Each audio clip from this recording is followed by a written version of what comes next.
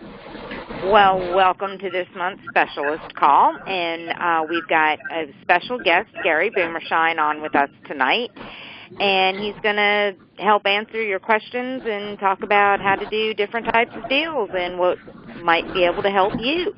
Gary, how you doing tonight? I am doing great, Elsa. It's always a pleasure, and I know that we've rescheduled from last week because it was a holiday, or some people call it a holiday.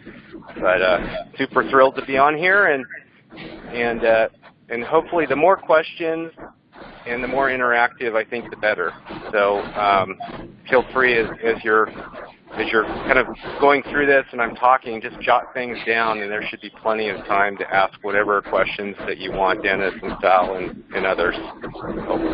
Yeah, sounds good. Who else do we have on the call? Anybody else that wants to say hello?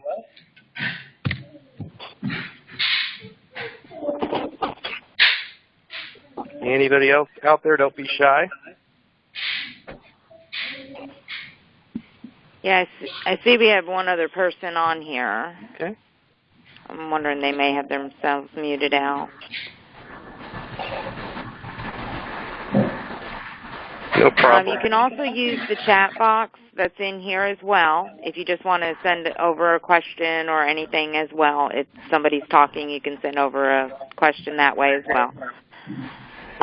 Looks like we have Will. Hey, Will, if you can, maybe use the chat box. Just make sure that you can hear us. Everything's going okay?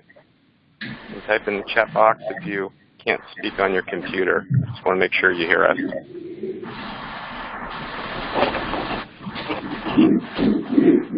Okay, cool.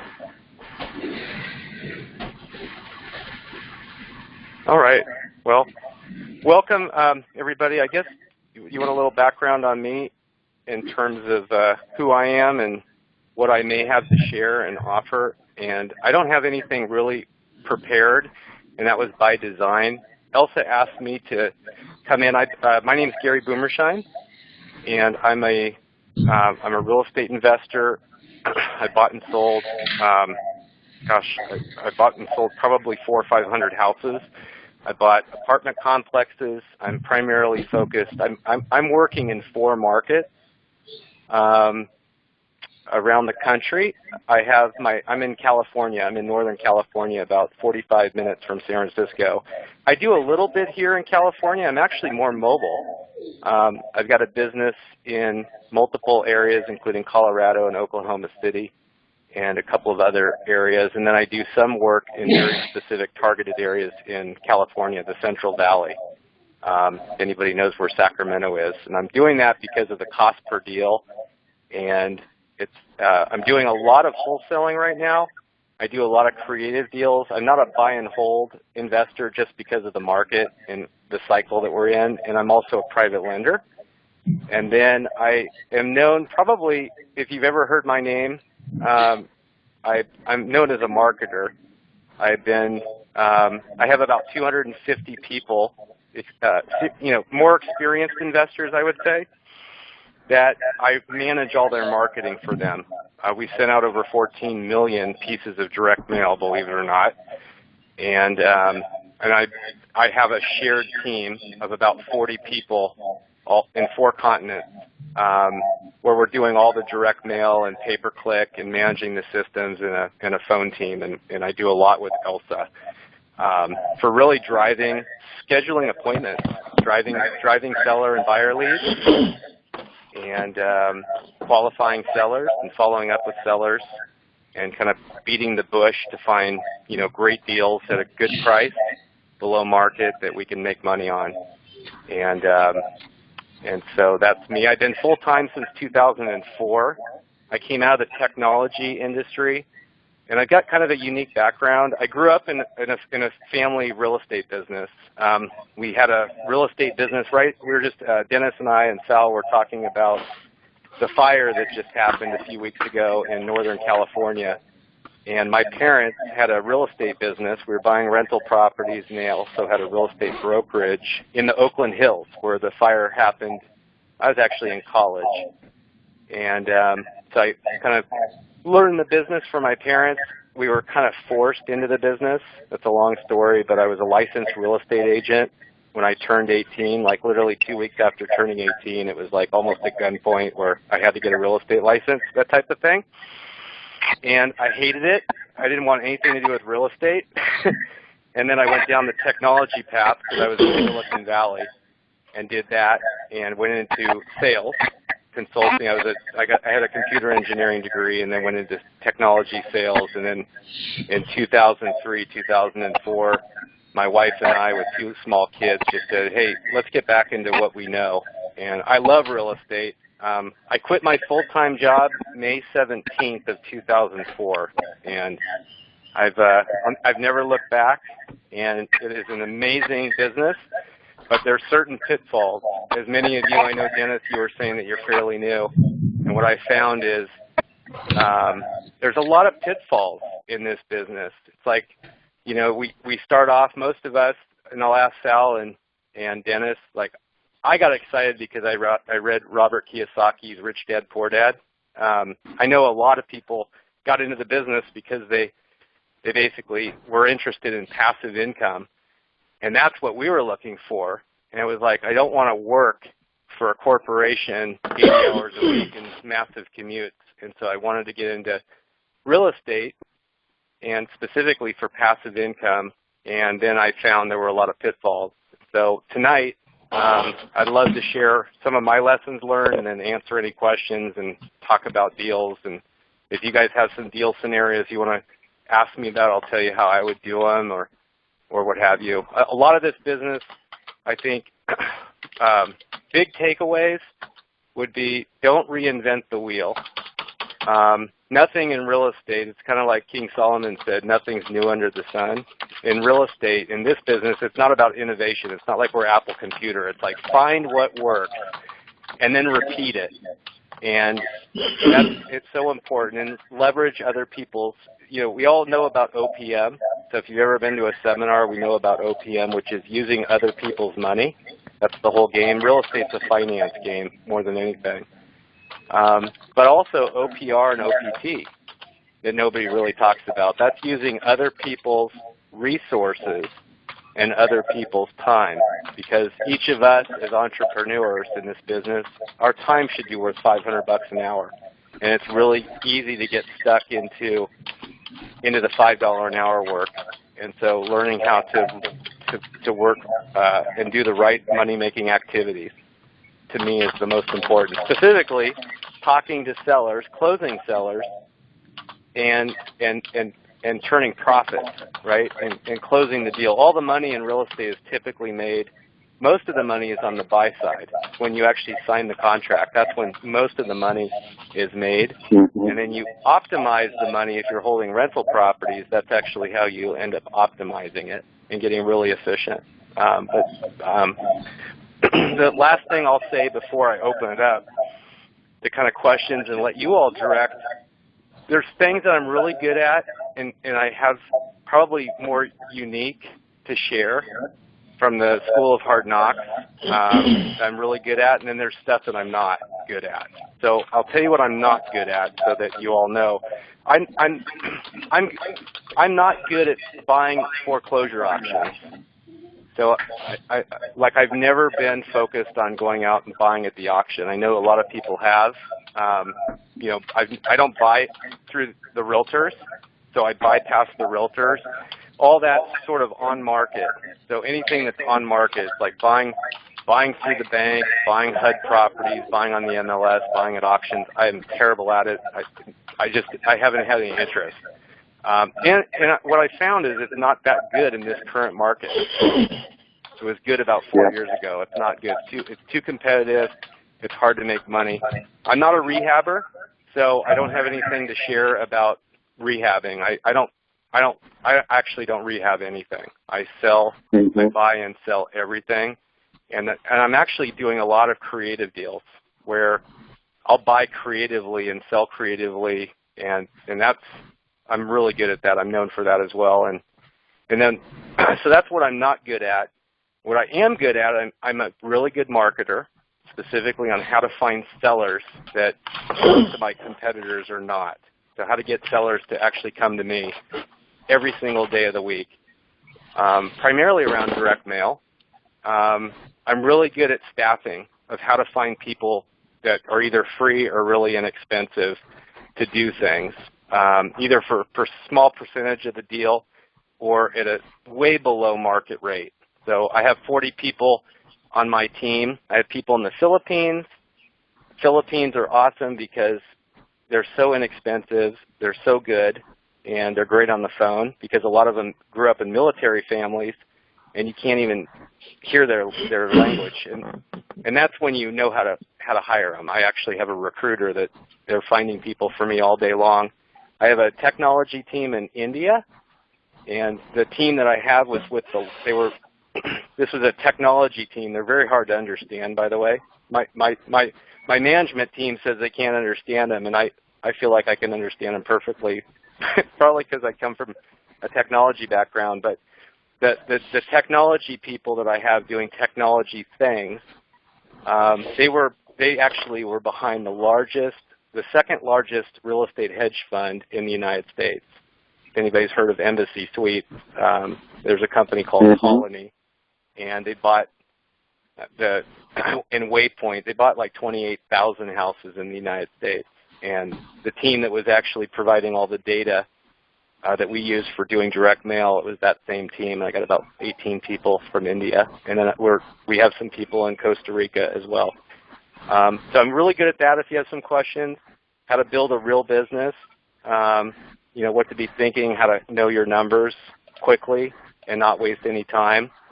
And then lending money, I do a lot of lending. I was actually lending money today. I do a lot of private money. That I love. That's my passive income, which is first position, higher rates of interest. I lend to real estate investors. So that's my background, and then I guess we'll open it up. What would y'all like to pick my brain on? It can be on marketing for deals. It can be on hiring people. It can be real estate deals. What would I focus on? I love wholesaling right now because it's so easy, and if you can control the buyers, it's really easy to make money because there's a lot of rehabbers people that are out there that are starving, and they want to keep their teams busy. And I'll give you an example. I'm picking up properties. I'm signing contracts with sellers, and I'm listing on the MLS a lot of those. And we're finding our cash buyers literally listing on the MLS, believe it or not. A lot of people that I'm working with. That didn't come from me either. That was actually some people in my group that walked me through how they were doing it. And so I'm making more money doing that than I was trying to go find cash buyers. Yeah. So, Gary, where are you located? I'm in California.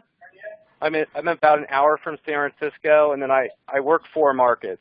So most of what I'm doing is mobile, which means I can't even tell you the last time I actually saw a house that I bought. I believe it. Yeah. And the reason for me is that the real estate market, it's an 8-year cycle, specifically in single family, and it's an 8-year cycle. It's always been 8.2 years on average, and so I'm seeing the cycle kind of later stage. And so I don't like renters. I'm not that great at renters, and so I'm picking up properties and I'm making profit on them.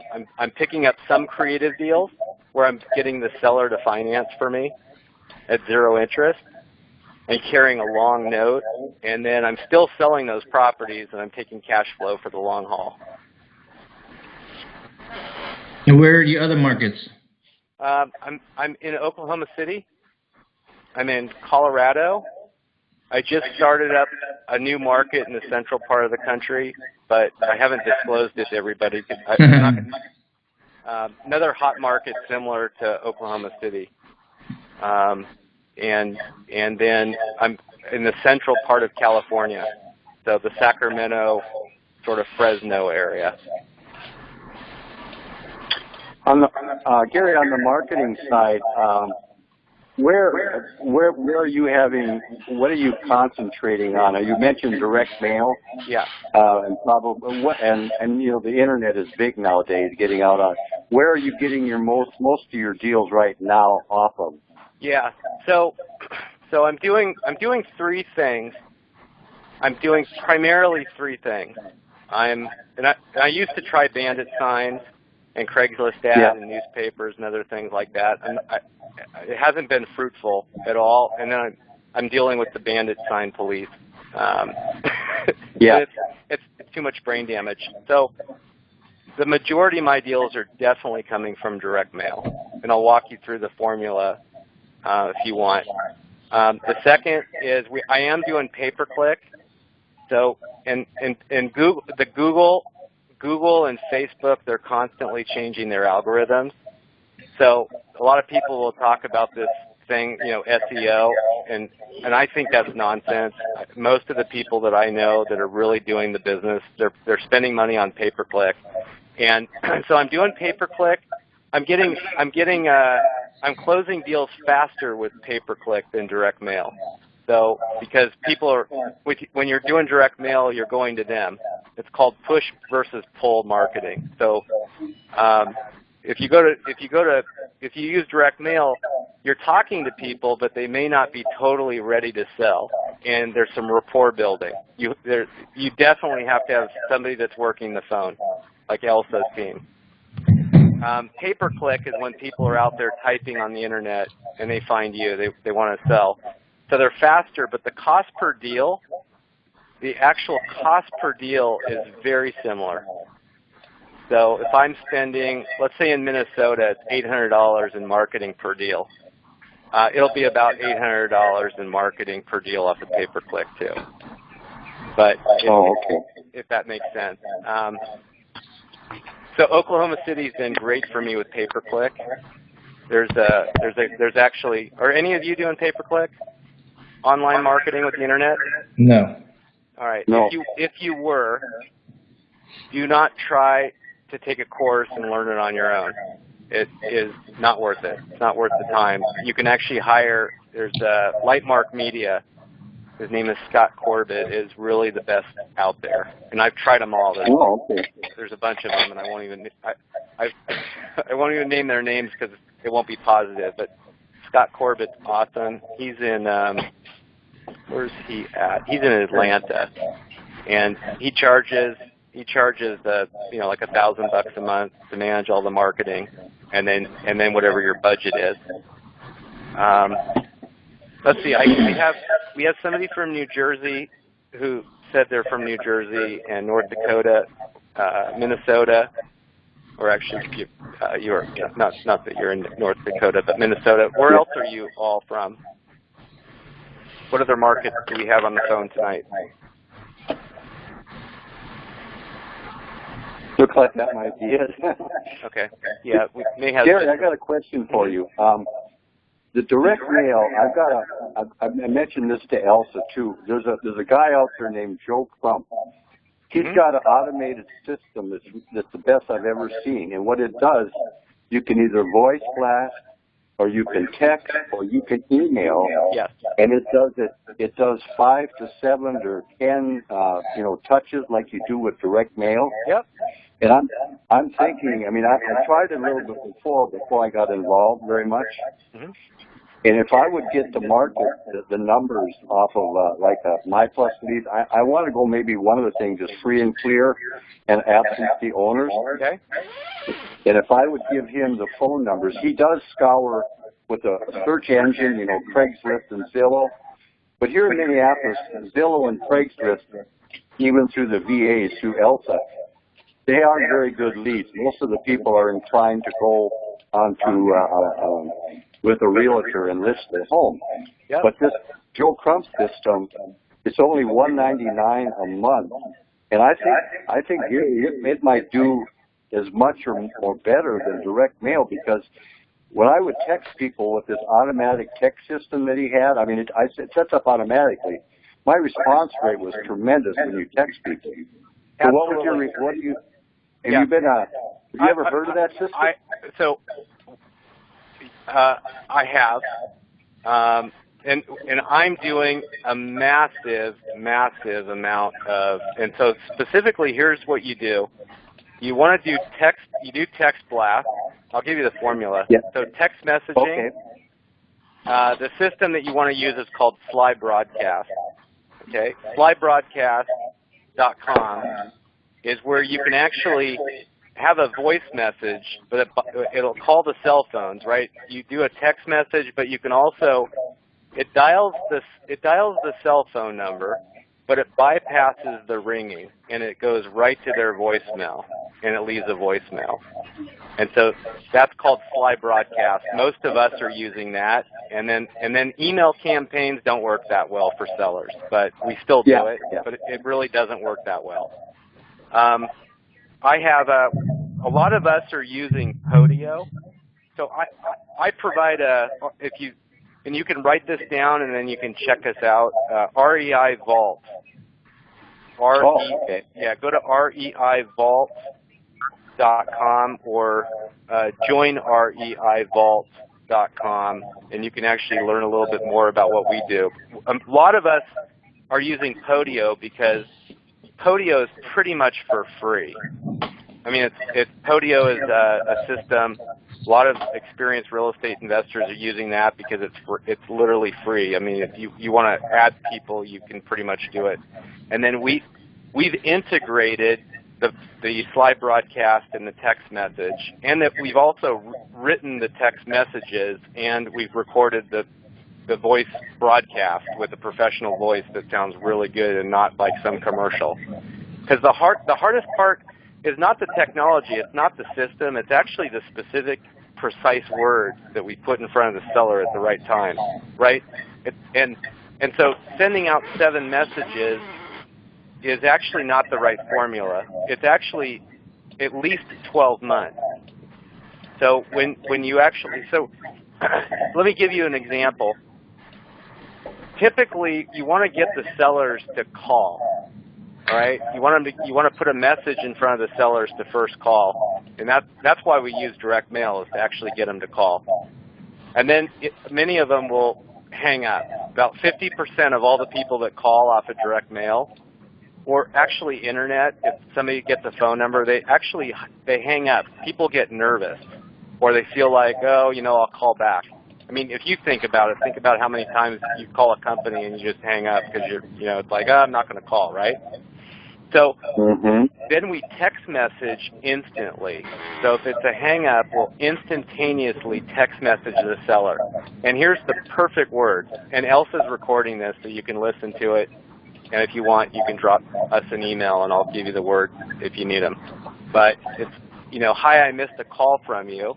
Were you calling about a property you were thinking of selling or a note you received in the mail? That's it. You don't even need to give your name or the phone number because they have the phone number that was text message to them. So those are the perfect words. We've tried so many different variations, and I'm in a high-end mastermind group, and that's pretty much about what everybody does. And then what we'll do is we'll continue to call these people, right? And the thing is, we call it a no seller left behind. So the money is in the follow-up.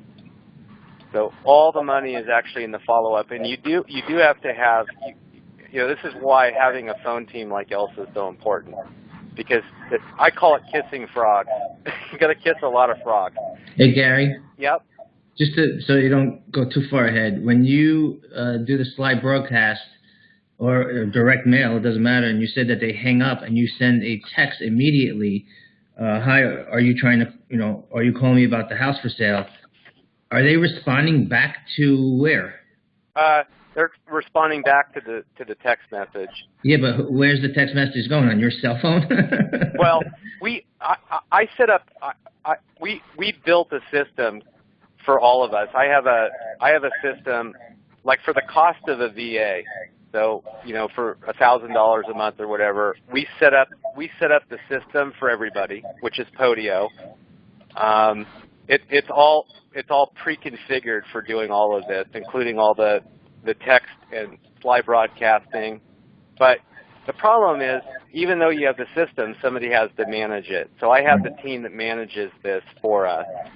And then we pull the mailing list and we do all the direct mail. So we're sending out over 500,000 pieces of direct mail for a small group of us. And so that's, and we're using Podio. So what happens is the calls, when people call in, and actually if you guys are doing this on yourself, there's a couple of pieces that you have to have. So the first thing you need to have, not on your cell phone, you definitely don't want to do it on your cell phone. You want to set up a phone system, and we use CallRail. So most of us in the real estate niche, there's CallRail, there's Call8, there's Answer First, there's, oh my gosh, there's so many, Calls on Fire. There's all these different phone systems. Does that make sense? So it's almost like use Freedom Voice. There's Freedom Voice.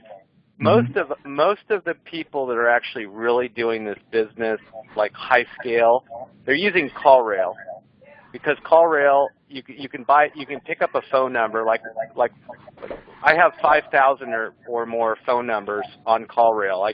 We guarantee the lowest cost price of the mail, and part of it, and we include all the phone numbers. So I'll set up a local phone number or an 800 number.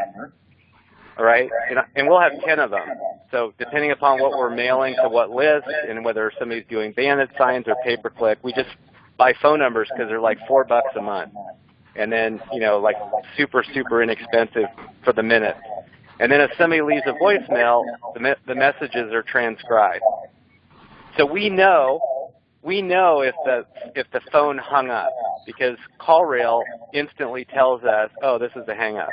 And if it was a hang-up, we actually will instantaneously text message them.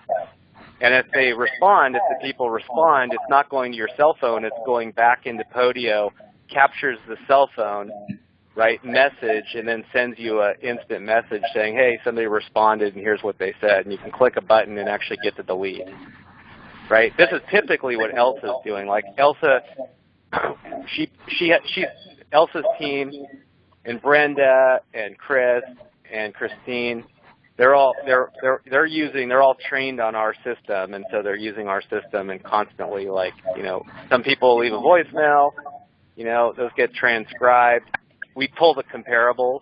So like typically the team, either Elsa or my staff overseas, will pull all the comparables, because when you get on the phone with a seller and they say, oh, I want to sell my house, it's a 3-bedroom, 2-bath, it's on this street, here's the address, call me back with an offer, when you call them back and when Elsa's team calls them back, we want to have some knowledge about, the property. And so we'll just log into the MLS or, the system and pull the property profile and the comparables so we can have a, good conversation with them.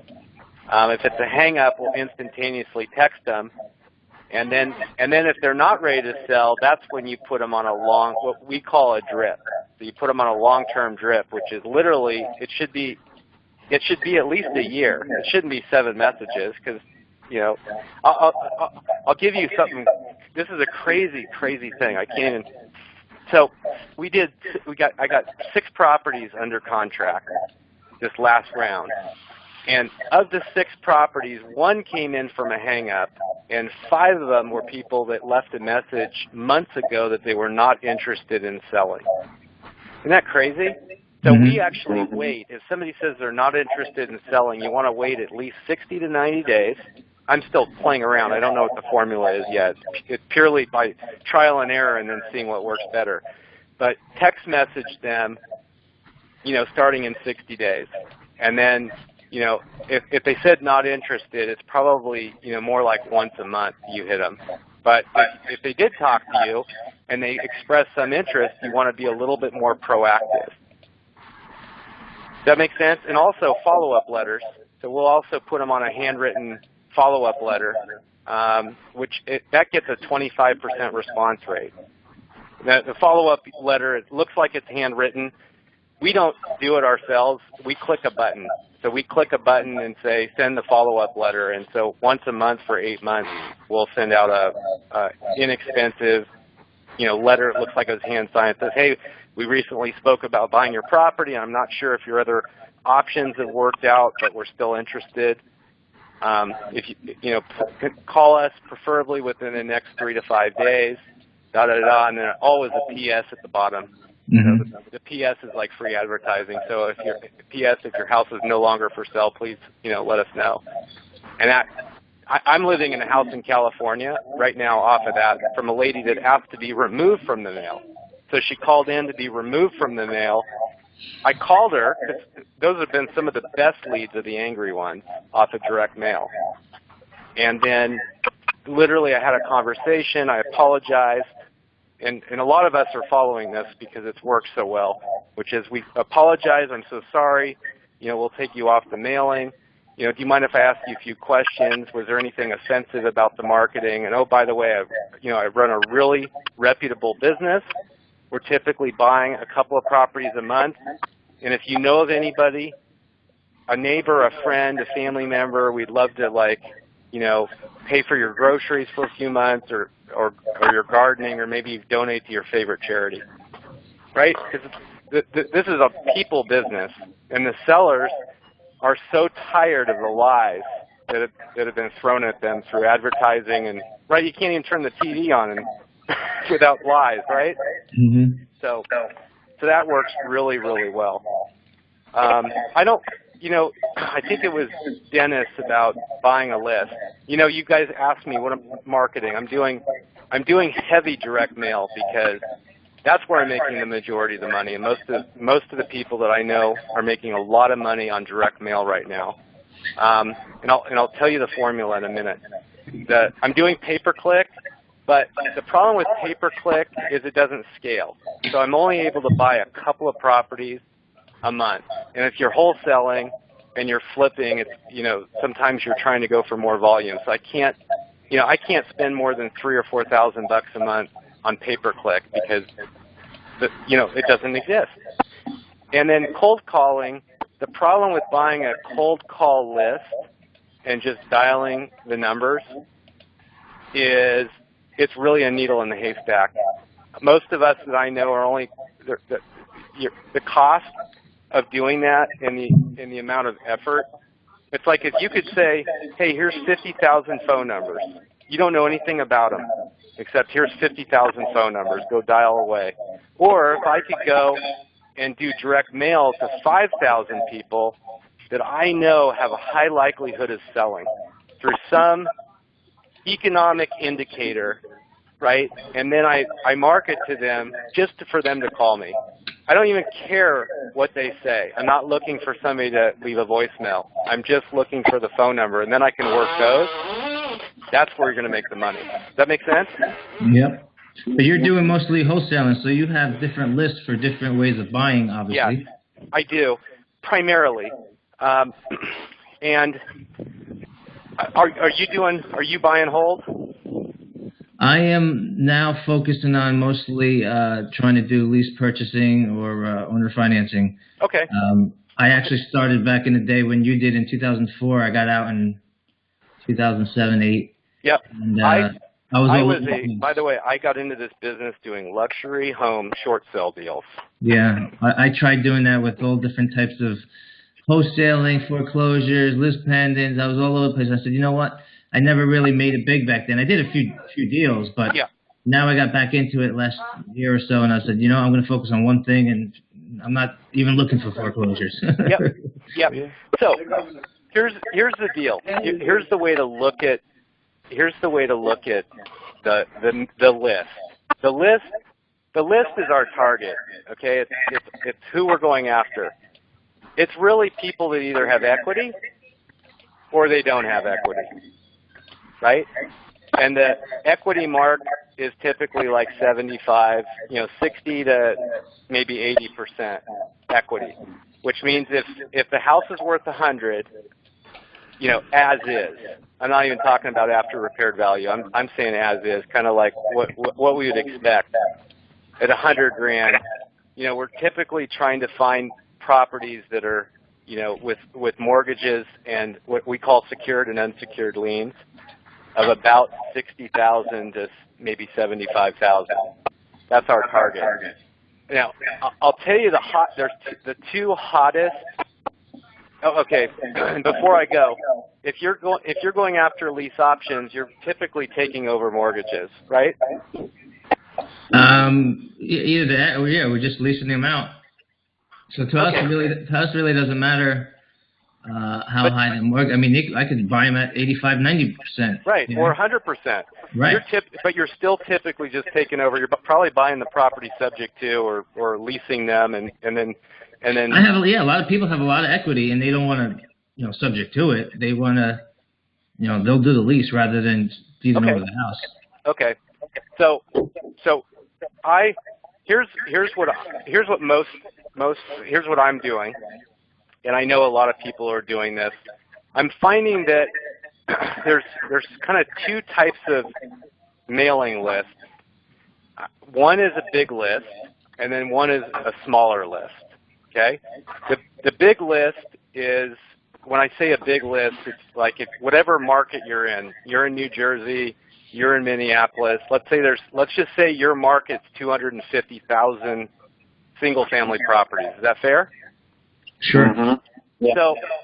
So, realistically, you're going to find that you can get down to and target about 10 to 15%.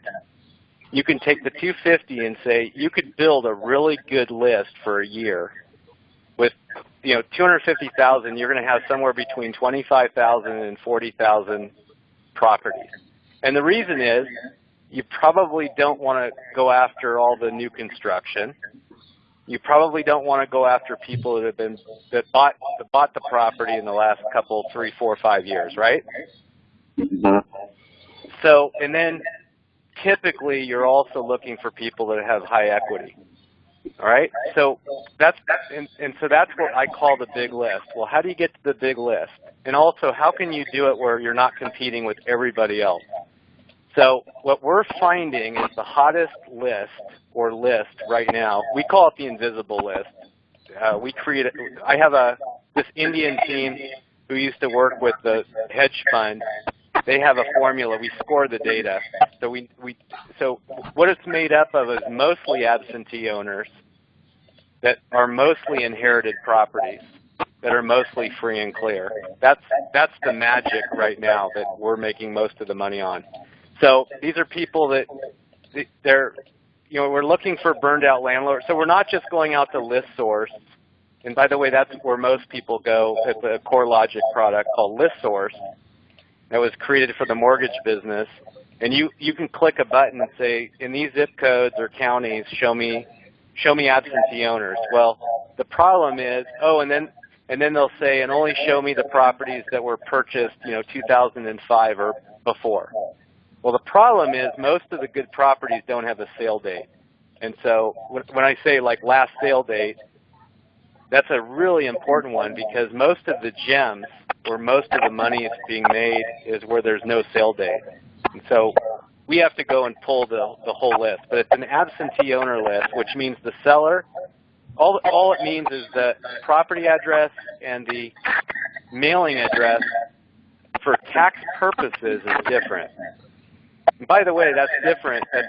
That's not, when people buy the property, they have a little checkbox, is this going to be owner occupied, right? That's different than, that's not an absentee owner. So most people are searching for the wrong, and then the second one is what are called deed changes, where there was a death in the family or there was a divorce, and so if they filed another piece of paper on public record, inter-family spouse change or an affidavit of death. And so we're looking for those interesting changes of ownership, and then typically where there's no mortgage.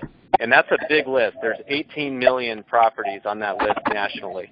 There's 120 million single-family properties in the U.S. on public tax roll that you can get access to, that we found through most of the data providers. It's about 120.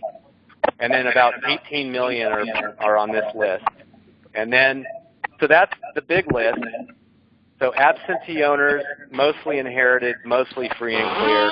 They may have smaller mortgages. And then the second list we call it the shipwreck list, but it's a small list, and it's very often. So these are things that are recorded all the time. So code violations and divorce and recently deceased. A lot of people call it the pre-probate list.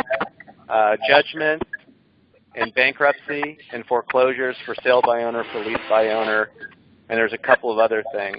And so what we do is we pull that list. Typically, we're pulling that list either weekly or every 2 weeks, and then we have to run that through another data provider to get equity, because most of those properties that are on that list, you know, like 60% of that list, they're either over leveraged or leveraged. So a lot of people are trying to buy with equity. You know, they're having to mail a lot, and so we're whittling it down. Does that make sense? Yep. And then the couple of the data providers that you can get the data from, like RealQuest is good. So RealQuest is really good. That's core logic as well. But the negative is most people can only get a certain number of records per month. I think it's like you can only download 1,000 records per month with a $300 a month subscription or whatever. And then Axiom, the other data providers, Axiom or LexisNexis. And so what happened was, you know, when I started this group and said, hey, you know, there's a lot of us. We're all trying to do this together, right? I'm in California and Oklahoma City. You guys are in, you know, Minnesota and New Jersey. What if we're all non-competitive? I'm never going to go into Minneapolis, right? But what if we just shared the same team and we could negotiate a group discount with the data provider and say, hey, we'll guarantee to buy $10,000 a month, but we want to be able to buy it at a penny a record, not 20 cents, right? Yeah. And then we went to the mail house and the same thing. It's like, hey, you know, I know you're going to charge 36 cents or 39 cents a postcard, but what if we guaranteed to mail 500,000 pieces of that darn thing a month? What can you do for us? It's like the Costco model. So we did that with everybody, with all the vendors, and we got about 250 people we're doing this for. Cool. Does that help? It does. It does. What other questions do you have around that or around deals? Are you doing direct mail? I am not. I have in the past. The only really direct mail was sometimes I did it to a certain zip code, or I tried to get some absentee. But New Jersey is very hard. They're hard to find. I don't know if I'm using the right listing company or anything, but you know, trying to get all those little absentee free and clear type lists. Yep. They don't have a lot of information. Like we don't even have square footage on our. You know, if you go to pull up MLS, people don't even put. You know, MLS don't even have square footage of a house. Yeah, so I know. We typically we have no problem getting New Jersey data, by the way, including like Essex County and Middlesex. Those are typically the couple that have been kind of funky to get. We haven't had any problems. Kansas, we've had some Kansas and then Idaho, because Kansas is non-disclosure, and then Idaho has some funky, like you're supposed to have some, you know, disclaimer that most people, like RealQuest, CoreLogic, ListSource, you have to like literally sign some legal document that requires an attorney to sign or something. But you shouldn't have problems. Typically, we're pulling either 900 square feet, like in California or Arizona, or 1,100 square feet is the typical. You know, bedrooms and bathrooms. A lot of people are like, oh, I want 3-bedroom, you know, or larger, but it is around square feet. Square feet is a better indicator on pulling the data. You're better off. I'll just tell you, if you're pulling the data, here's what I would recommend. Here's what we do: pull the list. Don't be. See, if you're in New Jersey, how much profit per deal? If you said on average, what is your profit per deal? I would say typically it's got to be $15,000 or more. Average profit per deal in New Jersey. Would you agree with that? Oh yeah, absolutely. Okay, so just if you had to spend $1,500, or even $2,000, or even $3,000 in marketing, all right, and you made 15 grand, you really care? at the end of the day, because if you spent 3,000 and you made 15, that's a 5x, a 500% ROI. So I wouldn't worry about. I'd be looking at the cost per deal and not like the cost of the list or the cost of the postcard. It's never worried about. You're never worried about the cost of what it takes.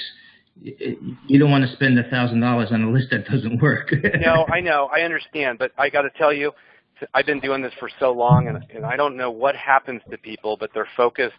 They're like saving nickels when it's costing them $100 bills. So it really is it's a cost per list. It's the cost per deal, and then it's the formula.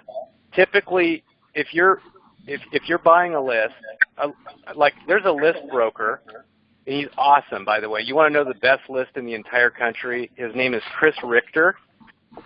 Chris Richter, R-I-C-H-T-E-R. He sells a list. It's $1 a name, okay?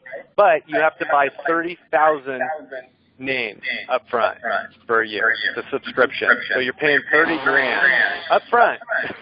What kind of list? I don't know what kind of list. It worked. Right. So, like Brad Chandler he's out of Maryland. They're express home buyers. They do at least $1 million a month in profit, and they've been using Chris's list for like 2 years. I have a lot of people in REI Vault. They give us their list, or they give us Chris Richter's list, and they use ours, and they're always making money. But what they do is they buy this list at for $30,000, which is $1 a name, right? And then they're mailing it 12 times a year. So it works out to like 10 cents a record, which is the same cost as anybody else. Right. And then they've got a really good postcard. So what is your besides all the list and everything, how many leads are you getting weekly, daily, and getting the leads? Are you what's your conversion rate based off of a lead, which is actually, in my eye, a lead is a full, property information sheet filled out. Yeah. Are you in front of the computer right now? I am. Okay. Tell me if you see my screen. Google. REI Vault, and you guys can all write this down or listen to the recording. REIVault.com/lead calculator. So REIVault.com/lead calculator. We built this. I had a group. I'm getting a really bad echo, Elsa. I think somebody has the phone and the computer on. I don't know if you can hear that. But you can actually use this to calculate your number. You can put in your financial goal and your profit per deal and start literally drilling down to the number of leads, the number of phone calls, the number of appointments, the number of contracts, and the number of leads you need per deal. So that's one. Postcards, and by the way, who was that Sal that asked the question? Who asked that awesome question? Was that Sal? That was Sal. Okay. So, Sal, that's a totally loaded question, by the way. Because she had me on mute. Okay. It was me. Okay. There's an echo in that. That's all right. She'll mute you in and out. Okay. And I don't know if you have your phone and computer. You may need to turn the sound off on your computer. I think that's what's happening. Okay. Yeah, turn your sound off on the computer. Mute it out. So here's Go ahead, Elsa. Mute that line. Don't get that bad echo. We good? Okay, awesome. Yeah. Okay, so every market is totally different on response rates, but there are some trends that are national. So postcard marketing. Here's the typical, like, send out a postcard, and what's a good response rate? Which means if you send out 1,000 pieces in the mail, how many calls? So if I send out, let's say you send out 1,000 pieces of mail and you get 20 calls, that's a 2% response rate. So the national average, somewhere between 1.5% and 2% is really, really good marketing. Now, I have a marketing piece. You probably have seen it. It has third notice on the front of it, and that was designed by Chris Chico, and that's called our Shock and Awe, and it's actually made up of 5 postcards. There's actually a whole bunch of them that are white and yellow, and we're averaging right now on that, we're getting about a national average of about 7 to 8% across the country. So most people are happy with 1 to 2%, and we're getting a 6 to 7%. And actually 2 years ago, before a lot of people were using it and doing direct mail, it was like 12 to 15%. And I know for Dennis in your market in Minneapolis, it'll probably do like 12 to 15% response rate, which you send out 1,000 pieces of mail, it's going to get 100 to 150 calls. Now, of that, just because they call doesn't mean you're buying the property. So what we're finding off of the mail, about 50% of all the calls are going to be hang-ups. It doesn't matter, by the way, what the message is. It's very typical, whether you have a live person or it's a pre-recorded message. Now, almost 100% of the time, you should have a live person answer the call. Somebody should answer it live. If you have a message on the postcard or a piece of paper, whatever the advertisement is, including pay-per-click, if it says anything that you want to buy the house, says like, hey, we want to buy the house, then you should have somebody answer the call live. You'll make more money. It's not required, but you'll make more money. If you're sending out a message like we do, we always drive it to a pre-recorded message because we have a postcard that doesn't say anything about us buying the house. We just want the phone numbers because we know we'll actually make more money by just working the phone over the long haul because it doesn't matter what they say. If we know that it's a product that we want to buy, which means, hey, this is a house, you know, it has a lot of equity, they've owned it for a long time, and they don't live there, and they've inherited it, or they have some sort of like economic issue where divorce, code violation, right, some sort of trash abatement, something that you know, drug enforcement agency has been out there, or tenant problem, and somebody recorded a an eviction notice. That's a higher likelihood to sell. We just want to call them because we know that if you call them and you can connect with them and you can build a little rapport, you're going to have a high likelihood of buying the house. And at the end of the day, you may buy the house this month, or you may buy it in 6 months. If we're in the business for the long haul, we're building a forecast or a funnel. So that's number one. Number two is about 20% of all the incoming calls or leads are typically viable, which means of 100 calls, 20 of them, out of 100 calls, 20 of them are going to be viable, which means the seller said, yeah, I would be interested in getting an offer, and I may be selling, either now or soon. 20%. And that doesn't matter what the marketing is. It's 20% of the people that's what we're finding, and that's across the country with no geographic limitations. 15% of the people that call off of us marketing to them are saying they're not interested at this time, and 5% are saying remove me from the list, or they're angry or yelling or screaming, or like I'm going to turn you into the ABC police for whatever. And by the way, those are some of the best leads. Some of the biggest money deals I've ever made myself personally have been off the angrier the better. It means there's a problem. They're angry at something. And what we have found, if we're mailing to inherited absentee owners that are free and clear, it's mostly people are fighting over money on an inherited property. And they think that a brother or sister or family member, somebody's living in the house for free and they're not moving out. And so they're angry. They think, they're angry at the world. And if you can call them and interact with them, I had a guy, his wife was in jail for embezzlement, and they had $1 million lien against the property, and it was a fireman. He had 2 properties actually. I called him, and he left the worst message ever, and I called him back, and he, screaming at me and said, if I meet you, he literally said he would come over and kill me. And I called him, And I said, I am so sorry. He goes, who is this? And I said, I'm probably the last person on the planet you'd probably ever want to hear from.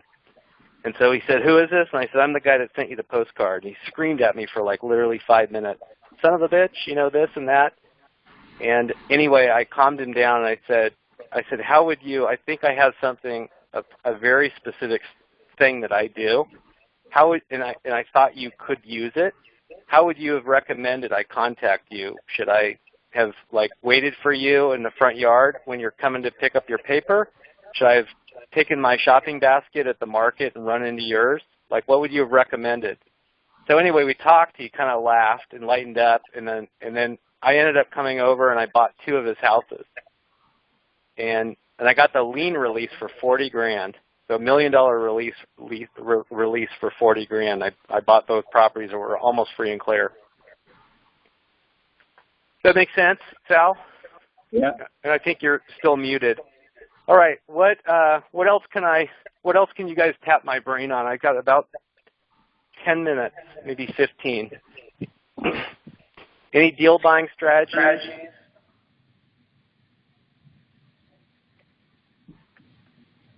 Oh, postcards. I'll say a couple things. Postcards for finding sellers. If you're ever mailing, so there are yellow letters and there's all kinds of other stuff. Don't try to invent anything on your own. So go find something that works and repeat it.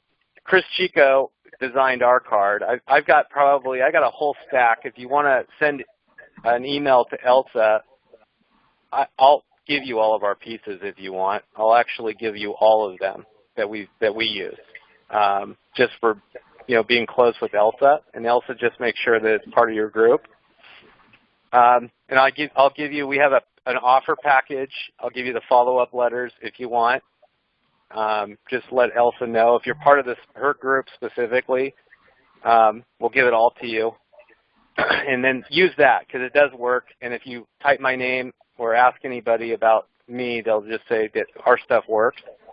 There's a guy in North Carolina that he's been making $100,000 to $140,000 a month in North Carolina every month the last 4 or 5 months. He'll do over $1 million doing wholesaling. All he does is locks up properties and flips them, and he's using our stuff.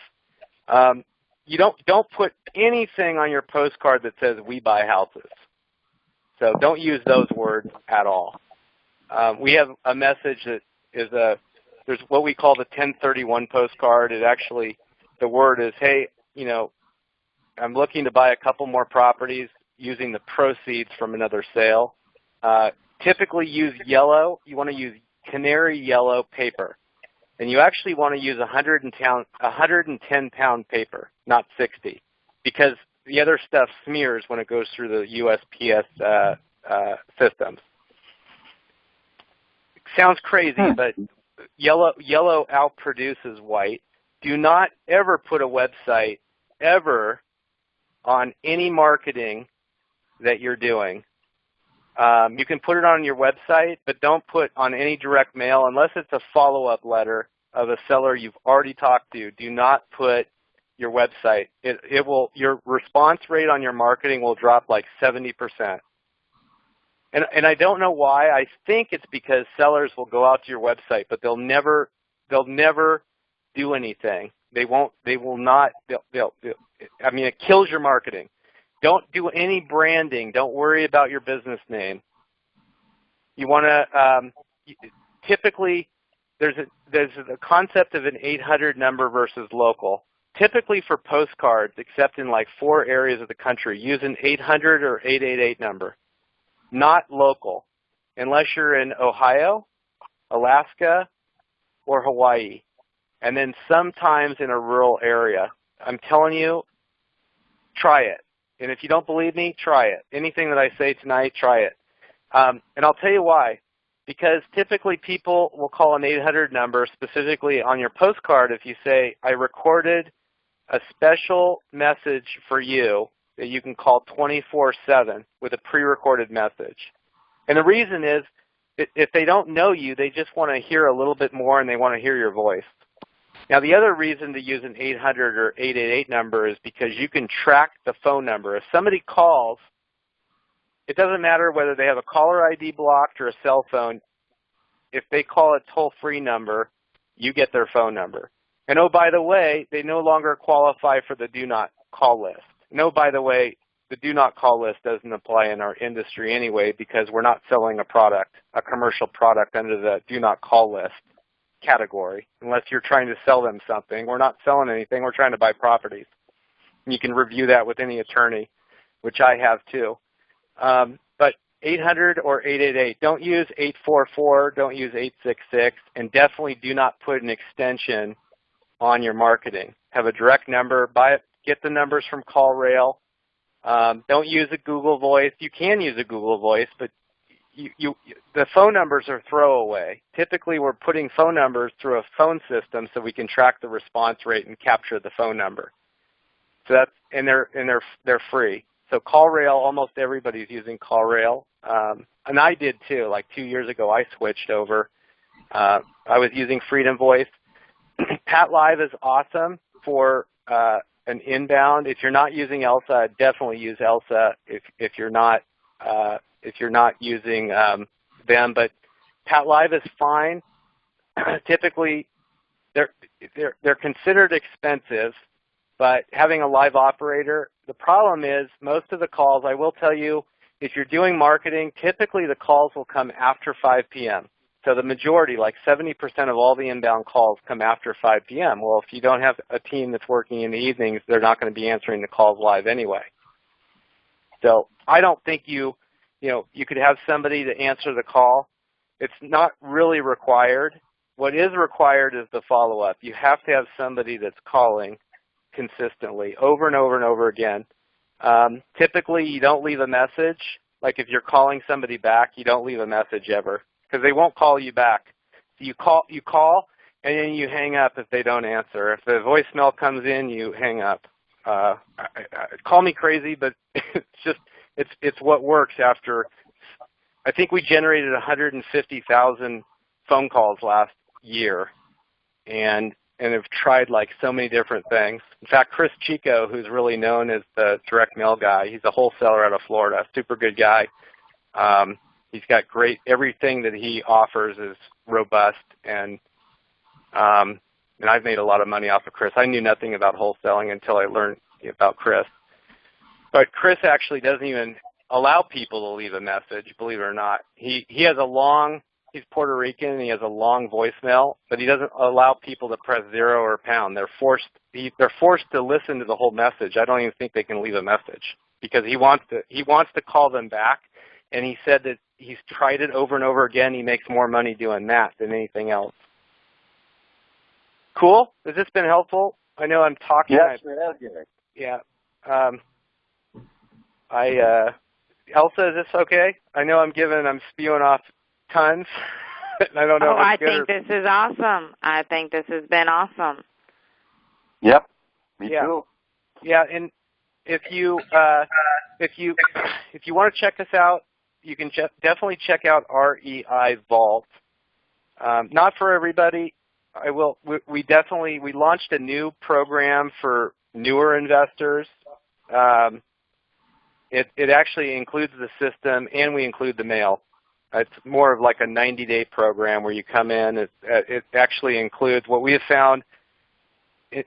We call it the apprentice program, and what that is it's like, hey, you're still fairly new, and what we found is we need to do a lot of hand-holding. So it includes technical coaching, where if you need deal help and you run into any problem at all on any deal, you need help on that. So we help on that. And we also found a lot of people are struggling with just more performance stuff of like, hey, working another job and how to do this and how to do that. And so we actually we call it performance coaching. And it's all included. All it is it's like, hey, we're going to get you the support system that you need plus the systems and the marketing that's included. I think we include 75, guaranteed 75 leads with that. And it's a 90-day program with the idea that, hey, get a couple of deals across the goal line and then scale. Let's see, and then REI Vault, if you need the systems, you need the marketing, you want us to generate the list, we typically, oh, this is another one. We typically find the best day to drop direct mail is Thursday. So when we start, everybody, it's like, just drop on Thursday, because typically the calls that come in Tuesday or Wednesday are better than it landing on a weekend. I don't know why, but it's just proven. And then we typically will, whoever we mail, so we'll mail every single week forever. You know, you can increase it, decrease it, pause it, go on, go on vacation, whatever it is. Add zip codes, change zip codes. Our stuff is, some markets are not available because we offer semi-exclusivity. We don't want people competing with one another. And you can provide us any list. Our team will actually pull comparables for you if you want. If you have access to the MLS, or you want us to do that for you. We use RealQuest if people don't have it to pull the comparables. And then you plug in Elsa to do all the phone work is ideal. I wouldn't recommend anybody doing the phone work at all. I wouldn't actually ever, except for maybe 1 or 2 months doing it on your own, I would never try to work the phone. And I can tell you, me personally, like I never thought I would want anybody to touch the phone work other than me or somebody I could control. And it's like I learned from Elsa that that's not a good use of time. Right, Elsa? Absolutely. That can be a big waste of time of trying to screen it all yourself, because you should be out actually getting the contract. Yeah. I'll tell you a couple other interesting things is, and I would never have thought I would ever say this, but it's proven over and over again. We'll actually take down a deal with the seller even if it's at a higher price. So seller says they need this particular price and we think we need to be lower. We'll still go into contract at the higher price. And we'll tell the seller, look, we're not positive. We'll go into, let me bring our finance team and see if we can make it work. Because at least 50% of the challenge, talking and going to sellers direct, is getting them to sign the piece of paper. And it's that emotional commitment. I cannot tell you. I will tell you 100% of every deal that we're doing right now, we are renegotiating with the seller. We're putting the properties under contract. The sellers are not unhappy with us because we tell them on the front end. And then we come back and tell them a week or two later that, we've done our very best, but here's where we're at.